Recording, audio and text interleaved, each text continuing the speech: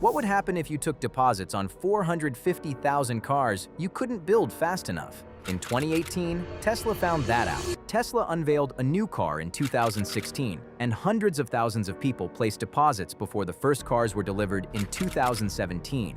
The demand was extraordinary by auto industry standards, but inside Tesla, production was breaking down, cash was disappearing, and the company was moving dangerously close to a cash crunch that could have made it insolvent. Years later, Elon Musk would say that Tesla came within single-digit weeks of collapse. How close to death did you come?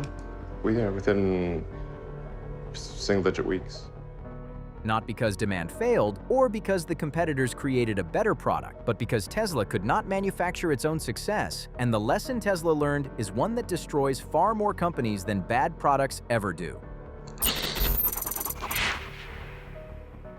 To understand why 2018 nearly killed Tesla, it helps to understand the path the company had taken to get there. Tesla was incorporated in 2003, and from the beginning, it followed a deliberate strategy. It would start at the top of the market with expensive cars for wealthy buyers and use the money and the credibility from those to move, step by step, toward affordable cars for everyone. The initial models it launched, like the Roadster, Model S, and Model X, won multiple awards and were sold to the rich, establishing Tesla as a serious and desirable brand. But they were never going to make Tesla a giant, because they were premium products that sold in the tens of thousands, in an industry where mass-market automakers sell millions of vehicles every year. Then came the car that would determine whether Tesla became a real automaker or remained a niche luxury brand, the Model 3. Model 3 was cheaper, aimed squarely at the mass market, with a target starting price of $35,000, and intended to be built in genuinely enormous numbers. Everything about Tesla's promise to the world rested on this car. Its sky-high valuation, the years of losses investors had tolerated, the entire argument that Tesla was the future of the car industry rather than a niche maker of toys for the rich. All of it depended on Tesla proving it could manufacture a car at the scale of a real automaker. If Tesla could build it in volume, it could become one of the most important companies in the world. If it could not, the story was over. The problem was that Tesla had never attempted anything close to this scale before. When Tesla opened reservations for the Model 3 in 2016, the response was staggering. People lined up outside Tesla stores in some cities overnight before they had even seen the finished car. Each customer put down $1,000 to reserve a vehicle with no firm delivery date. Within days, hundreds of thousands of reservations had poured in. By early 2018, the net figure stood above 450,000. For most companies, demand like that would be a dream, but for Tesla, it was becoming a problem. Because Musk had made a bold promise about how quickly Tesla would deliver. The company had set a target of producing 5,000 Model 3 cars in a week by the end of 2017. However, the end of 2017 arrived, and Tesla was far short of it, building Model 3 cars at a small fraction of the promised rate. The ramp did climb over the following months, but that was still less than half the goal. Months after the deadline had passed, the most important product in the company's history was crawling out of the factory, and Tesla had entered a period that Musk himself would describe with a now famous phrase, production hell. We break down corporate collapses and turnarounds like this into clear, understandable systems.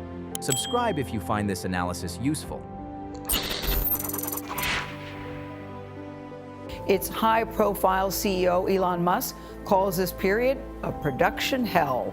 Most of the troubles revolve around the company's Model 3 sedan. It's the first mid-price electric car. So, what made it so hard? Tesla had finished designing the car. It had nearly 500,000 orders and a large factory in Fremont, California. The demand was there, the design was there, the building was there. Then why could the company simply not build the cars faster? The answer is a concept that sits at the very heart of manufacturing and that almost everyone outside of factories underestimates, including, by his own admission, Elon Musk. It is worth slowing down to understand it properly because it is the single idea that explains the entire crisis.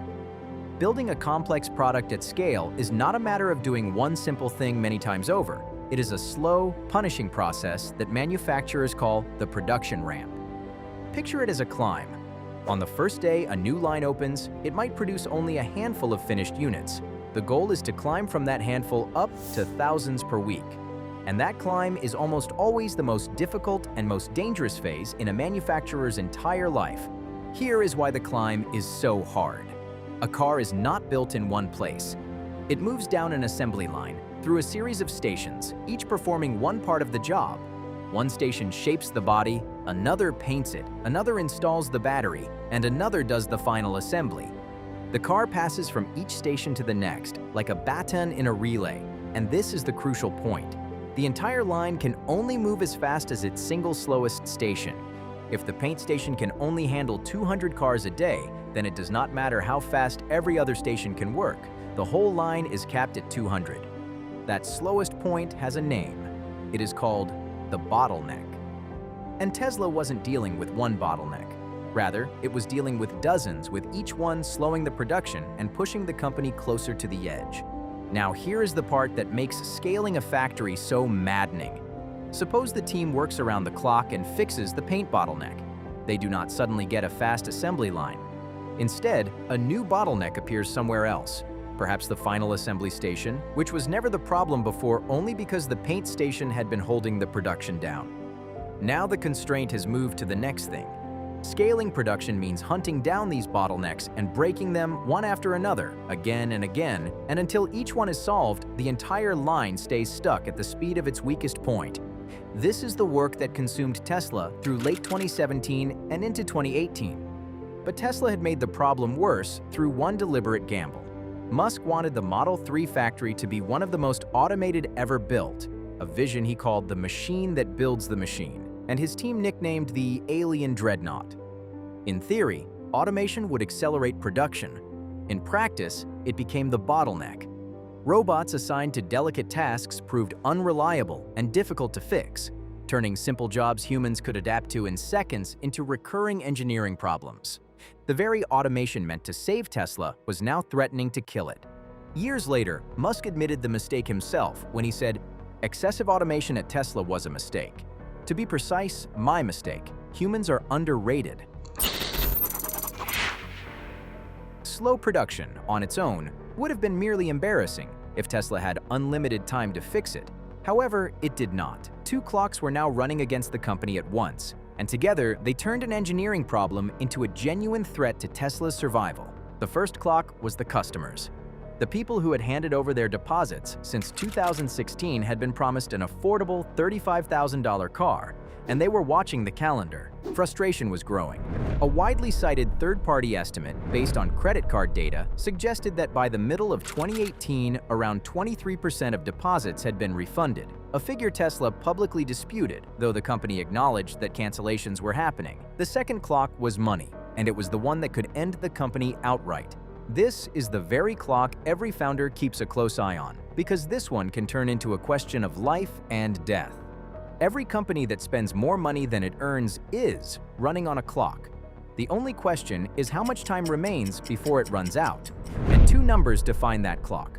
First is the burn rate, which is how fast the company is losing money, how much more it spends than it brings in over a given stretch of time. The simplest way to picture it is a tank of water with a hole in the bottom. The burn rate is how fast the water is draining out. The second number follows directly from the first. It is called the runway, which is how long the company can survive before the tank runs dry. The calculation is simple. Take the cash in the bank and divide it by how fast that cash is disappearing. $1 billion in the bank, losing $250 million every 3 months means 4 quarters of runway before hitting zero. And when the runway reaches zero and no investor or bank is willing to hand over more money, the company is usually finished. At this point, it does not matter how brilliant the product is. It does not matter how many people are waiting to buy it. It does not matter that the brand is loved by the people or the share price is high. When the cash runs out and the bills cannot be paid, the company becomes insolvent. Cash is the oxygen. When it is gone, nothing else about the company can save it. This is precisely the vice that was closing around Tesla in the first half of 2018, and the numbers were stark. Building a car factory is one of the most cash-hungry activities in all of business, and Tesla was pouring money into the Model 3 ramp while that very ramp was failing to produce the cars whose sales were supposed to refill the tank. Tesla had entered 2018 with about $3.4 billion in cash. 3 months later, at the end of the first quarter, that figure had fallen to roughly $2.7 billion.